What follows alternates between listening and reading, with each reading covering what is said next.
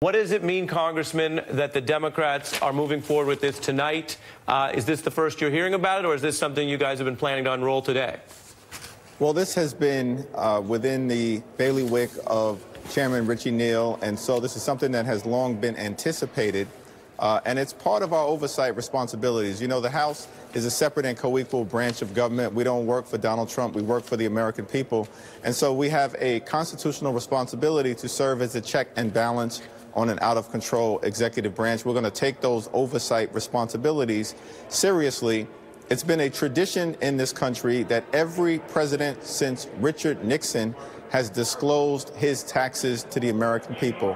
There's no reason why Donald Trump shouldn't do the same. He's refused. We are now taking this step to make sure that we have disclosure and transparency. Did you know this was coming tonight? I didn't realize that it was coming tonight. I knew it was coming sooner rather than later. But that's interesting in and of itself for those of us who follow the news, because it speaks to that it's truly breaking news, and that, as you say, Congressman Neal, Chairman Neal has this authority. We reported on election night the sources in the House saying this was something they wanted to do in a deliberate way. They intended to do it. But as you just said, Congressman, we didn't know when. We just got the letter literally moments ago here after we started our broadcast. I want to read from this. For your analysis, you say this is the oversight power. There are Republicans and other allies of the president who will say, well, tonight you're asking for more than just his personal returns, which is what candidates traditionally reveal. Reading from the letter from your colleague, it's demanding 6 years of federal income tax returns for not only Donald J. Trump, but his revocable trust, DJT Holdings, DJT Holdings Management Member LLC, DTM Operations, don't even know what that is, LFB Acquisition Member Corp, LFB Acquisition LLC, Lamington Farm Club, Trump National Golf Club, Bedminster. Walk us through the Democrats' argument here that this law, which, as I mentioned, has always existed, not new to the Trump era, should be justified for you to look as members of Congress at all of that material. Well, we're going to travel down a two-lane highway on behalf of the American people. In one lane, we're going to continue to deal with kitchen table, pocketbook issues like lowering health care costs, strengthening the Affordable Care Act, and protecting people with pre-existing conditions, particularly given the assault on the Affordable Care Act that's taking place right now coming out of the Trump Justice Department.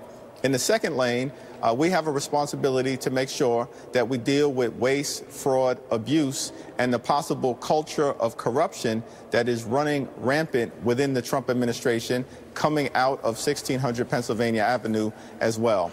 And so all of these related entities could likely deal with Trump's personal tax returns, and could be ways in which he has managed his taxes. Some of this information has been brought to bear based on prior testimony that we've seen this year and in prior years, and we'll see where this leads us. I'm also curious, before I bring back in the panel on what is clearly a hot story tonight, Congressman, do you believe that Speaker Pelosi is prepared to back up Chairman Neal if the Treasury, as they've indicated they may, if they refuse? The law says very clearly that the chairman has this power for requesting the presidential or citizen tax returns, and they're supposed to go private process.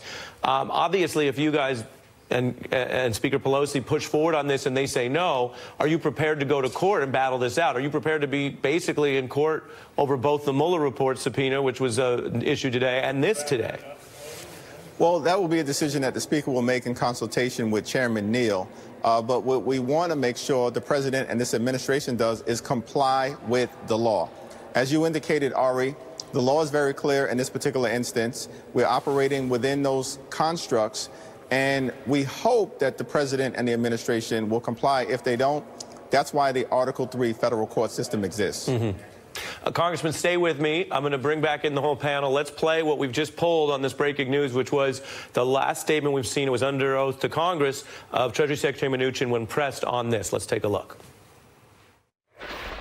Have you received any instruction or guidance of any kind about how to handle congressional requests for President Trump's tax returns? Based upon the request, we'll examine it and we will follow the law. We will protect the president as we would protect any individual taxpayer. Following the law would generally, Jason, mean handing it over. The reference to protection made a lot of people think that Mnuchin was laying down a flag, a marker. Yeah. Look, the committee has a right to say how many dollars you got. They can ask that question. They can ask that of this president, and they should be able to get the information. What I think is going to be key here is, remember, a lot of us also assume that Mueller already had this information and that it may have actually been in the Mueller report. So this is also indicative of the Democrats thinking holistically, look, if you don't give us this report, we will pull apart every single strand of your life and your administration until we get what we need. It might have been a lot easier if Barr had put this information out to the Democrats 2.5 or 5 days ago, whenever when the Mueller report came out. Maybe this request doesn't come through. Well, you're making the point, and I was just discussing with the congressman, that in a way these may be linked court battles. You're already going to have a big fight over the underlying material in the Mueller report and whether the Congress, as in its constitutional role and ability to look at it. So why not get it all done, even if they're going to be, they would probably be separate pieces of litigation. Right, and that's a smart idea. And plus, it makes the Trump administration basically have to fight on two fronts, right? You have to, can you claim this as executive privilege? Can you say that this is presidential privilege? Especially when the committee has this right.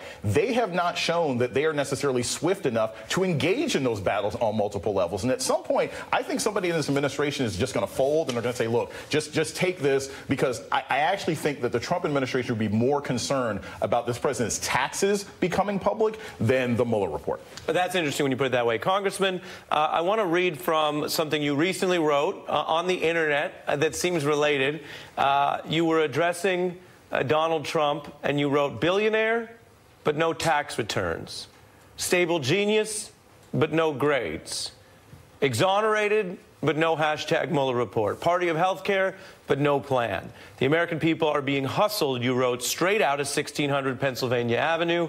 Hashtag, all caps, facts.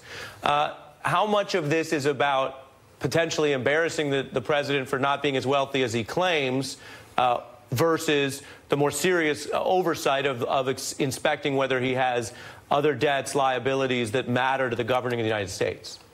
Well, the most important thing, of course, is to figure out whether there's compromising information that would suggest that the president's interests are not solely related to what's best for the American people, but there are financial dealings that would present a conflict. That's the reason why tax returns have traditionally been disclosed by president after president after president across the ideological spectrum, including Ronald Reagan and Bill Clinton and George W. Bush and Barack Obama. That fundamentally is what we need to see here. The question, of course, that I was getting at is, what is the president hiding?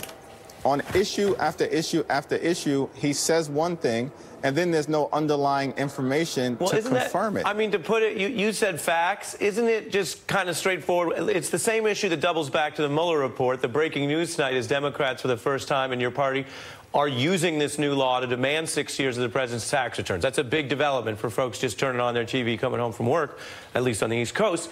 But then you get to the more basic point that overlaps tax returns and the Mueller report, Congressman, which is, if you have nothing to hide, why are you hiding? Well, that's exactly right. We got a 4-page summary from a political appointee of Donald Trump, when there's a 400-page report that the American people deserve to see. And the subpoenas were authorized today because, at minimum, members of Congress who have the highest security clearance on behalf of the people that we serve should be able to see the entirety of the report, in part because we need to figure out not just what happened, but why it happened, and how do we present this type of situation from happening moving forward in the best interest of avoiding another attack on our democracy.